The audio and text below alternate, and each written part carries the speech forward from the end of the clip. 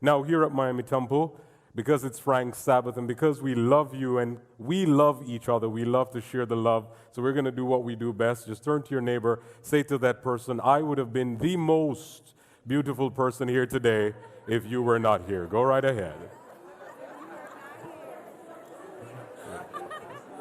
I thought he was going to tell me that. He was like, oh, Really? No.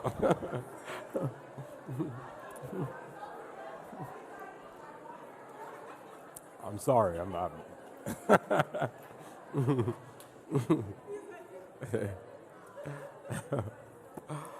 Poor Sister Natalie, she thought I was walking over to tell her that she's the most beautiful. But I was just getting my water. Sorry. But of course, we're all beautiful in the sight of God. Amen? Amen. Each month, we have a specific theme that we look at. And this month, our focus is on the book of Galatians. What book are we focusing on? Galatians. And the theme for the month is liberty in Christ, or freedom in Christ. We believe that true freedom from guilt and from all the sicknesses of this life is only found in Jesus Christ. And consequently, we've been looking at this book for the past month, each Sabbath and each Wednesday night. And Pastor Lafitte will close out the month next Sabbath as we continue to look at freedom in Christ. Freedom in Christ. Well, take your Bibles in hand with me. We'll be studying the Word of God today. We want to direct your attention to Galatians chapter 5. Galatians chapter 5. If you've been coming each Sabbath, you will notice that all the sermons thus far have been centered in Galatians chapter 5. And this was not our design because we really didn't consult with each other. We believe, however, that the Holy Spirit has been leading. And so we direct our attention to Galatians chapter 5, and I want to start reading at verse 13. Listen to what the Word of God says. Galatians chapter 5, verse 13 onward. Let's listen carefully. Galatians 5, 13 onward. For brethren, ye have been called unto liberty. Only use not liberty, and I read from the King James Version, only use not liberty for an occasion to the flesh, but by love serve one another. Somebody say amen. For all the law is fulfilled in one word, even in this, thou shalt love thy neighbor as thyself. But if ye bite and devour one another, take heed that he be not consumed one of another. This I say then, walk in the Spirit, and ye shall not fulfill the lusts of the flesh. For the flesh lusteth against the Spirit, and the Spirit against the flesh. And these are contrary the one to the other, so that he cannot do the things that he would. But if ye be led by the Spirit, ye are not under the law. Now the works of the flesh are manifest, which are these: adultery, fornication, uncleanness, lasciviousness, idolatry, witchcraft, drunkenness, revelings, and such likes, of the which I tell you before, as I have told you in time past, that they which do such things shall not inherit the kingdom of God. But the fruit of the Spirit is love, joy, peace, long-sufferingness, gentleness, goodness, faith, meekness, temperance. Against such there is no law. And they that are Christ's have crucified the flesh with the affections and lusts. If we live in the Spirit, let us also walk in the Spirit. I want to speak to you briefly on the issue, liberty to love. Liberty to love. Pray with me. Loving Lord, when we think about you, how you've saved us, and all that you've done for us, it makes us only want to shout, hallelujah. Thank you, Jesus. Lord, you're worthy of all the honor, all the glory, and all the praise. And today, that's why we are here, to lift up Jesus Christ. Bless therefore the reading and readers, the listening and listeners of your holy word. And we have no doubt that we shall be revived when we would have left this your house, is our prayer. In Jesus' name, let God's people say, Amen. Amen. Liberty to love. Liberty to love. Recently, the Supreme Court of this land made a historic ruling. I'm sure most, if not all of us here, are aware of that ruling. They made a ruling on same-sex marriage. Now, some people are in a fit about that while others are celebrating. The ruling essentially said this, that the right to marry is fundamental, and the right to marry is fundamental, and it says further that it is given to essentially anyone who wants to marry. Anyone who wants to do this. The right to marry, they say, is foundational and is given basically to anyone who wants to do this. It supports, they say, a two-person union like no other. Now, critics of this ruling, follow me carefully, critics of this ruling have said that the problem with this ruling, and by the way, one of the chief critics of this ruling is the Chief Justice, Justice Roberts. According to Justice Roberts, the problem with this ruling is that it violates one fundamental rule, and that is the separation of the three branches of government. These are the legislative branch, the executive branch, and the judicial branch. You see, the legislative branch enacts laws. The executive branch administers them, and the judicial branch interprets the laws based on the Constitution. But Judge Roberts says that what the judicial branch or the Supreme Court has done is to overstep its bound and to enact a law which really belongs to the legislative side of government. Critics further make it clear that not only have the Supreme Court, they say, overstepped their boundaries, but now the Supreme Court says this. It says due process, follow me carefully, and equal protection provision under this law makes it unconstitutional for anyone to deny anyone else the right to marry anyone they want. They say it is illegitimate to restrict marriage to the union of two persons who are of the opposite sex. And so some people are livid. And some in our church are wondering, what are we going to do? And how are we going to respond to this? How are we going to push back? What are Christians going to do? Well, here's what I'll say to you. I have news for you. I don't know about you, but I believe this church doesn't so much subscribe to human courts. The truth is, we subscribe to a higher court that is ruled by God Almighty. We subscribe to a higher court not ruled so much by men who flip-flop because of political expediency. On the contrary, we subscribe to a higher court who is ruled by Him who is the same yesterday, today, and He will be forever.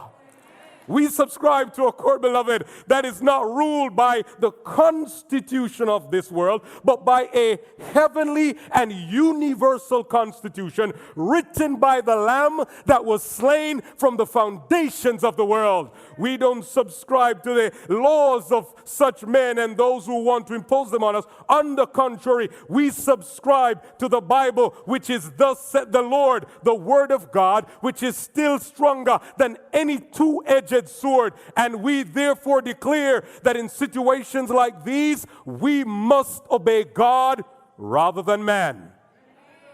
That's okay if you don't feel comfortable saying amen. I'll say it for you. Amen.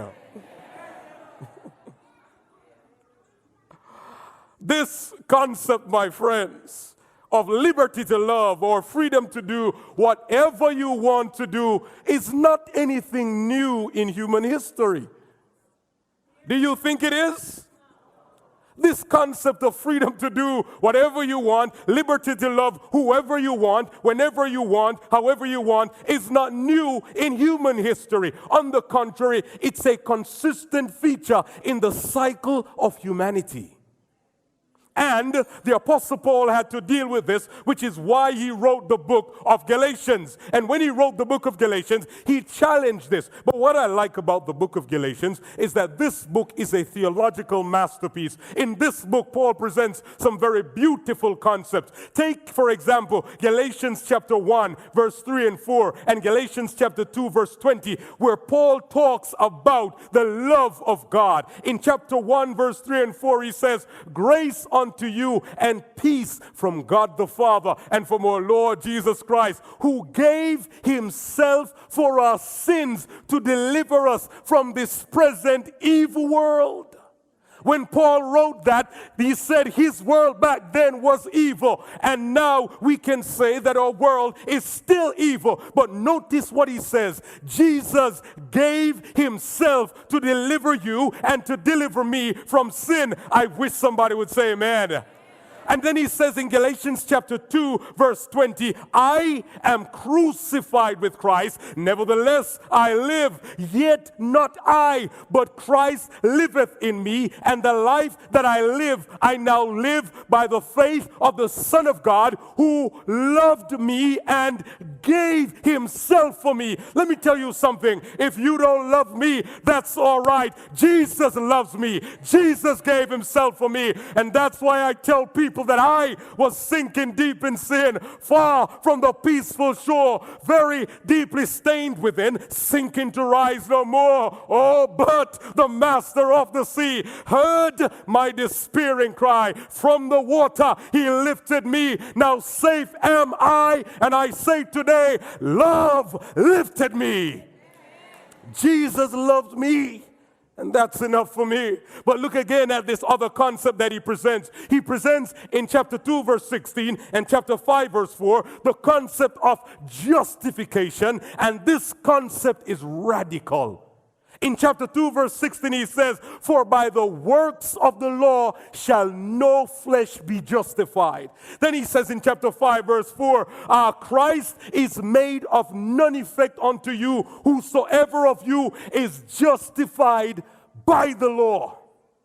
This concept of justification saturates it. And what's interesting about this concept, Paul is essentially saying this, that believers in Christ are considered righteous by God even when we are sinners. Oh, y'all. Let me try that again, because clearly y'all are righteous more than I. You've never sinned. But the Bible says God declares us righteous even when we are sinners. Aren't you grateful for that?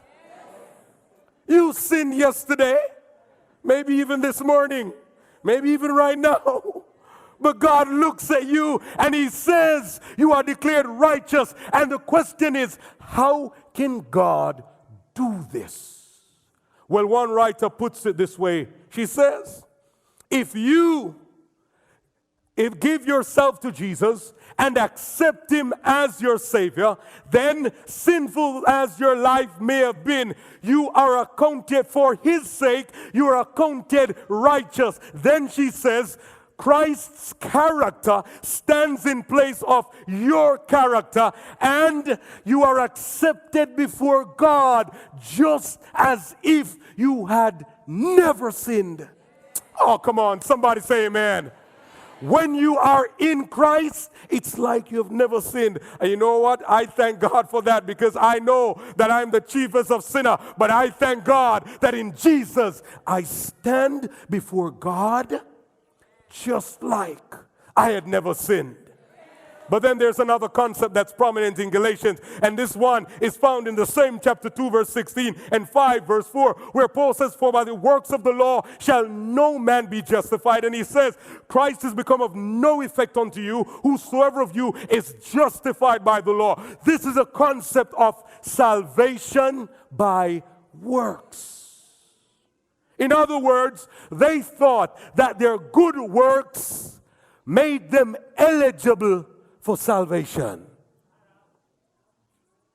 Their good works made them eligible for salvation. One writer says this: wherever it is held, listen carefully, wherever it is held that man can be saved by his good works, there is no legitimate, there is no eligible restraint on sin. No eligible restraint. What does that mean, preacher? Well, let me demonstrate it. Let's say I don't like you and I want to kill you. Okay? And all I have to do after killing you is give the church a hefty financial donation, and I'll make it to heaven. What's going to prevent me from killing you? Why do you think terrorists do what they do? Because they've been promised that when you do this, you're going to get 7 virgins up in heaven. Now, if that is true, I would have killed myself a long time ago. But that's the problem with salvation by works. It creates a system that has no restraint on sin, because if your good works can save you, all you have to do is rack up enough good works to bump out your bad works. And Paul had to challenge that. And so he challenged that in chapter 5, verse 13. He says, "For ye, brethren, have been called unto liberty. Only use not liberty as an occasion to sin, but by love serve one another." What are you talking about, Paul? The first thing Paul says is this: we are called to freedom. We are called to liberty. I wish somebody would say amen. You're called to liberty because our lives outside of Jesus is a life of bondage, a life of guilt, a life of sin. But in Jesus Christ, you have freedom. But the question is, if you're called to liberty, it means that you've been called from something. What are you called from? He answers that question in chapter 5, verse 1, where he says, "Stand fast, therefore, in the liberty wherewith Christ hath made you free, and be not again entangled with the yoke of bondage." In other words, we are called to liberty and we are called from bondage. You will understand what this bondage means when you read chapter 1 to 4. Bondage is simply salvation by works. And Paul says, you have been called from that. Remember, wherever it is held that you can save yourself by your own works, nothing will stop you from sinning. Remember, your good works don't make you more qualified before God. Get this, get this. If a man goes and blows up a building and kills 1,000 people and you have never done anything wrong, do you think that you are more recommended to God than he is? Now, some of you are having difficulty with that. The point is this, beloved: your good works does not save you and cannot save you. You're only saved by the blood of Jesus Christ. And so Paul says you are called to liberty. In other words, liberty in Christ is not licensed to legalize legalism. Let me say that again. Liberty in Christ is not licensed to legalize legalism. On the contrary, we are called to freedom in Christ. Get this. If your good works could save you, then, my friends, the Pharisees who killed Jesus were the best Sabbath keepers. Then they should have gone to heaven. Our good works cannot save us. But then Paul says, only use not liberty as an occasion to the flesh. What does that mean? Well, the term occasion to the flesh is similar to the term works of the flesh, which is found in Galatians 5 verse 19. Paul says this, the works of the flesh are manifest, which are these: adultery, fornication, uncleanness, lasciviousness, idolatry, witchcraft, hatred, envyings, murders, uncleanness, drunkenness. And he says, those who do these things will not inherit the kingdom of God. In other words, beloved, on the one hand, we are not given permission to legalize legalism, but on the other hand, we are not given permission to legalize liberalism. Oh, come on, somebody better talk to the preacher. The point is this: legalism is salvation by works. Liberalism is expecting God to save you even if you do nothing good. And the Bible says if you're a legalist, God can't save you if you keep holding on to your legalism. And if you're a liberalist, God can't save you if you keep holding on to your liberalism. So what's the antidote? Paul says, but by love serve one another. Somebody say amen. The antidote to legalism and liberalism is love. The antidote to salvation by works and to salvation by anything is love. Paul says, by love serve one another. In other words, love is service, not selfishness. So Paul says we have been called to liberty. Liberty means that we are not at liberty to legalize legalism. We're not at liberty to legalize liberalism, but we are called to liberty to love each other. But get this. The truth of the matter is this: how do you put love in action when some people are just hard to love? Y'all sitting there behaving like I'm not speaking the truth. There's some people, brethren, that are hard to love. Why are you saying amen? I thought you'd be distressed. But the Bible says we must love. Let me demonstrate how love is in service. Let's look at this carefully. Look at this. Paul says, by service, love one another. Number one. This means that love is not lawless. How do we know? Because notice verse 14. Verse 14 says, for the law is fulfilled in one word, even this: love thy neighbor as thyself. So Paul says service means you love your neighbor as yourself. But note what it's saying. Number one, it means that love is not lawless. Because he says the love is fulfilled in one word, fulfilled by the law in one word: love thy neighbor as thyself. Now let me show you something. Ladies, we're establishing the point that love is not lawless, right? If you are dating a man and you find out that he cheats on you with your best friend, God forbid, but he does it, and the love of Jesus is in your heart so much that you forgive him. Somebody say amen.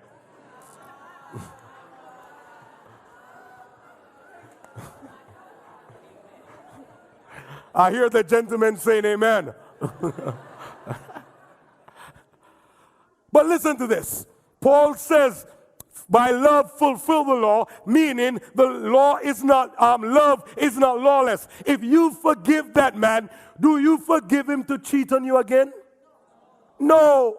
Why? Because love has laws or rules or boundaries. This means, therefore, beloved, and my friends, our visiting friends, listen to me carefully. If we are to put love in action, we love in action by fulfilling the law according to the word of God. This means that love is not lawless. This means, therefore, that when Paul makes the statement that we should love our neighbor as ourselves, all he was doing was quoting a statement known by Jesus. Jesus made this statement in Matthew 22:37-39, when a lawyer asked him, which is the great commandment? Jesus says, the first is, love the Lord thy God with all thy heart, with all thy mind, with all thy soul. And the second is like unto it, love thy neighbor as thyself. Paul himself picks this up in Romans chapter 13, verse 9 and 10, where he says, for this, thou shalt not commit adultery, thou shalt not kill, thou shalt not steal, thou shalt not bear false witness,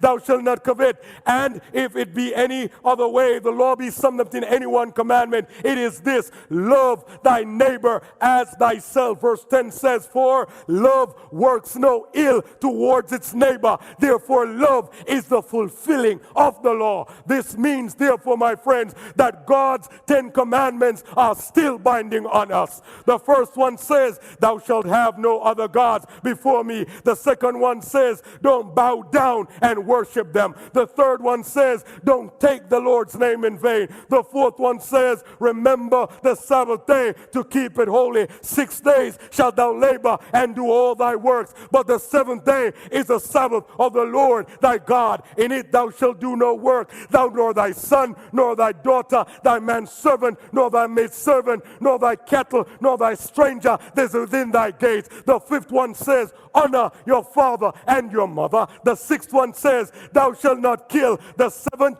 don't commit adultery. The eighth, thou shalt not steal. The ninth says, don't bear false witness. And the 10th one says, do not covet. I declare on the authority of God's word that the law of God is still binding.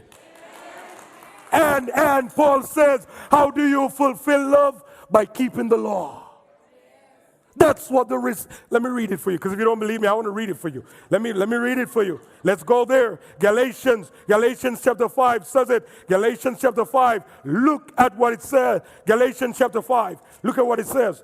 Chapter 5, verse 14. For the law is fulfilled in one word, even this. Love your neighbor as yourself. Jesus said it, speaking of the 10 commandments. Paul said it, speaking of the 10 commandments. And I declare it today that you can't truly love until you fulfill all the laws of God. So, we are called to liberty in Christ, but we are called to liberty in Christ to fulfill the law.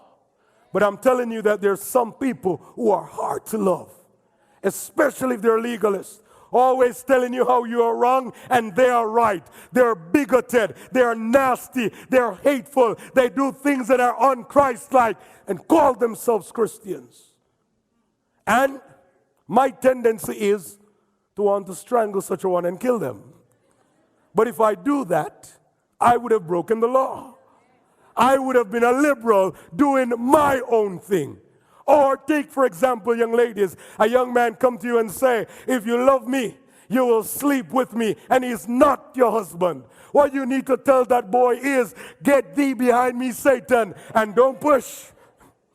Don't. The point is, when we go contrary to God's will, we are liberals. And when we think that we can be saved by doing the law, we are legalists. So Paul, tell me this. If I'm not supposed to be a legalist or a liberalist, and it's hard, Paul, to live a good life because sometimes I want to do things to recommend me to God, and sometimes I want to do things that are contrary to God, how do I live the good life? And then Paul says in chapter 5, verse 16, this I say then, walk in the Spirit. In other words, we are called to liberty in Christ, to love or to fulfill the law, but we can't do it by our own power. We can only do it by the power of Jesus Christ. So, God gives us the Holy Spirit. And notice what Paul says. He says, walk in the Spirit, and you will not fulfill the lust of the flesh.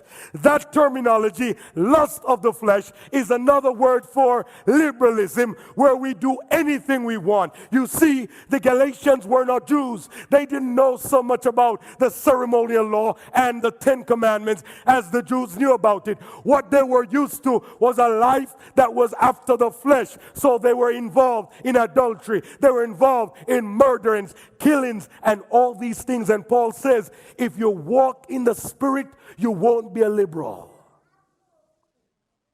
And notice what he says in verse 17. He says this, for the flesh lusteth against the Spirit, and the Spirit lusteth against the flesh, and the two are contrary one to the other, so that he cannot do the things that he would do. Well, let me make a statement. I hope you don't consider me sacrilegious. But get this. You see, if you're sinning and you're not enjoying your sin, you're not sinning right. No, think about it. Paul says, the flesh lusteth against the Spirit, and the Spirit against the flesh, and they are contrary. In other words, the flesh and the Spirit has nothing in common. So if you're sinning and you're not enjoying your sin, you're not sinning right. Let me put it another way. If you're sinning and the Holy Spirit is speaking to you and you're not comfortable, it means you need to leave the works of the flesh and give your heart to Jesus Christ. You might be here, my friends, and last night you went to that club and the Spirit spoke to you and said, don't go there. You might be here and you decided to go to a woman's house who is not your wife, and the Spirit spoke to you. You might be here and you have been plagued by pornography or anything of that nature. You hate another member or you hate a family member, and the Spirit is talking to you. If you're not comfortable, leave the works of the flesh. Because they have nothing in common. You either give your full life to Jesus, or you're going to commit yourself fully to the works of the flesh. So Paul says, they who walk in the Spirit do not fulfill the lust of the flesh. But then he says this in verse 18, but if you are led by the Spirit, you are not under law. Now, let me make something abundantly clear. This term, under law, is used 5 times in Galatians, and it's never used to mean that the law is done away with. On the contrary, if you note the usage of this term, it means or speaks to the issue of salvation by works or being under the jurisdiction of the law. Because Paul says in chapter 4, verse 21, some of you desire to be under the law. That means not only is it not talking about that the law is done away with, but it doesn't mean either that you're under the condemnation of the law. I know here, none of us want to be under the condemnation of the law. I like fast cars. And I believe a car should be able to respond when you ask it to. Is that all right? Yes. But one Sabbath morning, I was running late for a preaching appointment in West Palm. They have 2 services, a 9 o'clock and 11 o'clock. I had to preach at both services, and I was on my way, and one preacher says to me that after 70, the angels leave you. 70 miles per hour, the angels leave you. Don't expect the angels to be with you no more. Clearly, I wasn't going 70, and I won't tell you what I was going. But beloved, I got a ticket for $286. I told Pastor Lafitte, and he said to me, don't tell your fiance that's wedding money. But do you think whenever you're on that road and you're speeding, you want to be under the condemnation of the law? Anyone here willingly takes a ticket? No. So that's not what Paul was talking about when he says you're under the law, because he says some of you desire to be under it. That is, you want a system of righteousness by works. But Paul says, if you're in the Spirit, and you're led by the Spirit, today, you will not seek to gain your salvation, not by liberalism, doing what you want, whenever you want, however you want, neither by legalism, thinking that your works recommend you to God. Paul's thesis is therefore this: liberty in Christ is license to fulfill the law of God by the power of the Holy Spirit. My fiancée is presently in India. She's been there for about 3 weeks now. She's been working there. She was asked to go there to do some work for the company. We're talking last night, well, this morning her time, last night mine. There's a 9.5 hour difference. So whenever I'm waking up, she's going to bed. And whenever she's waking up, I'm going to bed. And she said to me, Marshmallow. She calls me Marshmallow. I call her. Thank you. Yes. Thank you. She calls me Marshmallow. I call her Popsicle. And she said, Marshmallow, I wouldn't, if I had to stay here longer than 6 weeks, I could not do it. Because I hate being so far away from you. Thank you. And she said, all I'm saying to you is that I miss you. I'm like, I miss you too, love. I miss you. Popsicle.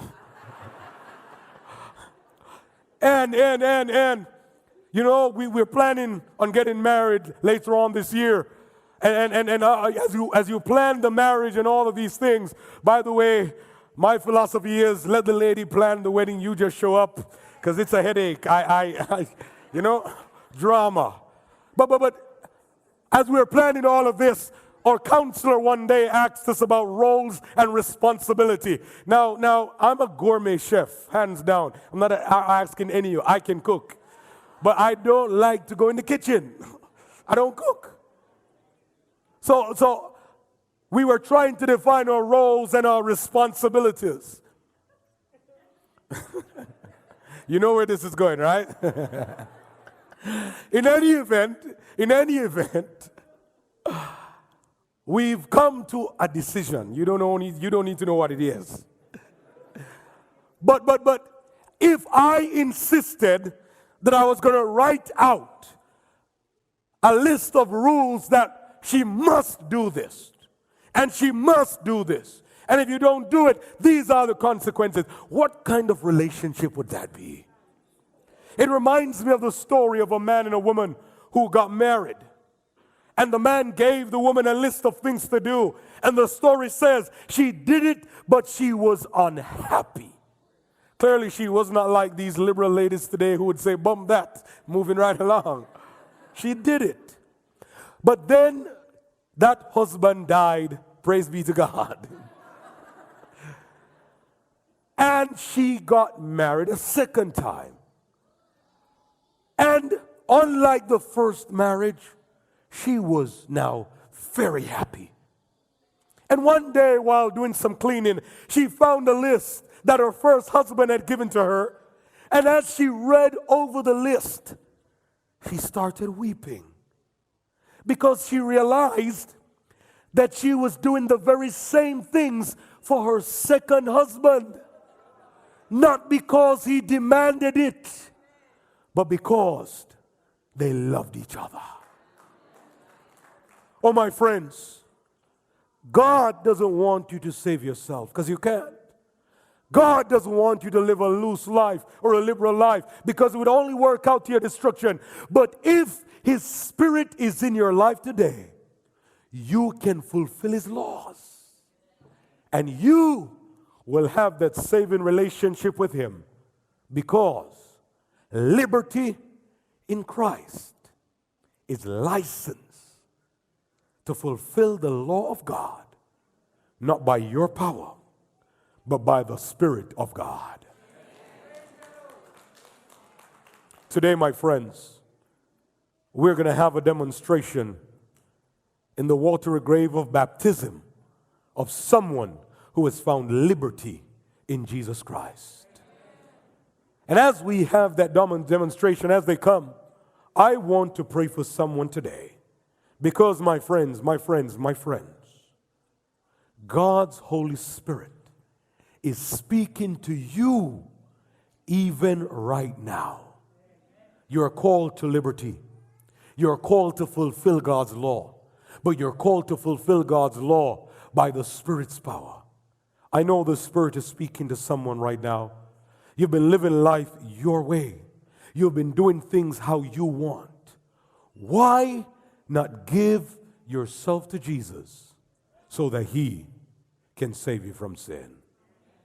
I want to pray for you. If you want us to sign you up for a Bible study so you can learn more of God's Word, if you want us to schedule a visit with you, if you want us to pray for you, if you want us to lift you up to Jesus and say, Lord, help me to fulfill your law by the Spirit's power, won't you just raise that hand wherever you are? I see that hand. God bless you. I see that hand. I see that hand. Is there one in the balcony? I see that hand. I see that hand. Church, bow your heads with me. Let's pray for these individuals who have said, Lord, by your Spirit, please write your law on my heart. Loving Lord, thank you so much for freedom and liberty in Jesus Christ. Thank you that your law is not done away with, because if your law were done away with, then the Supreme Court would be right, saying that marriage can be between anyone. If your law were done away with, then those murders in Charleston, South Carolina would have been correct. But your law is still binding on us, including the seventh-day Sabbath. Please write your law on our hearts and help us to come to the realization that we cannot save ourselves, and that if we live however we want, we cannot be saved. But as your Spirit works on our lives, we will find salvation in Jesus Christ. Bless, therefore, those who have raised their hands. We pray for them that they will give everything to Jesus, and that when Jesus comes, they, along with all of us, can be saved in your kingdom, is my prayer. In the holy and precious name of Jesus, let God's people say, amen, amen, amen.